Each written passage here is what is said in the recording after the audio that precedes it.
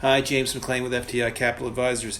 Anytime a company pursues a sale process or raises capital, you design a formal, structured plan with your banker who acts as a quarterback for managing and executing that process. And before you launch into the market, the deal team lays out an extremely detailed roadmap of who's going to do what and when. That way, the entire process is highly choreographed so as to minimize mistakes, disruptions, and false steps. One critical decision to be made is how broad you'll go in your process. That is, what is the total number of parties that you'll go out to with descriptive materials? There's a lot to say on this topic, but in this video I'm going to share with you 3 reasons why it might be in your company's interest to go broad. That is, to a rather large number of parties, which might mean you have over 100 groups reviewing your materials. The first is you just don't know who the right owner or investor is. This is a bit unusual, but it happens. There isn't always one logical buyer for a business, or even one logical set of buyers.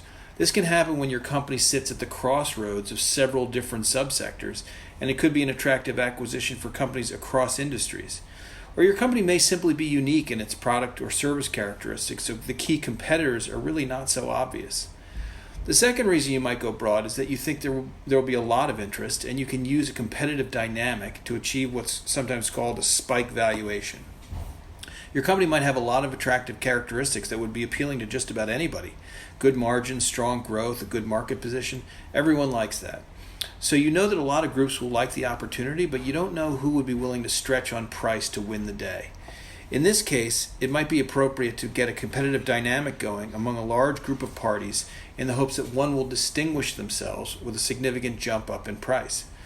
The third reason to go broad is you actually want to use your transaction process as a marketing event for your company. A sale or capital raising process can be a really good marketing for your company with a large audience of highly qualified institutions who in the future may become investors, lenders, acquisition targets, or other sorts of financial partners with your company. Maybe you want to highlight that your company will be looking for acquisitions post-close, regardless of who the ultimate investor is.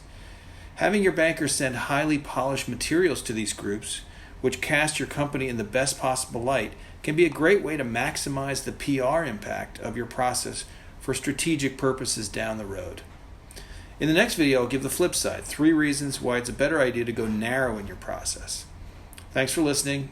You can reach me at james.mclane@fticonsulting.com.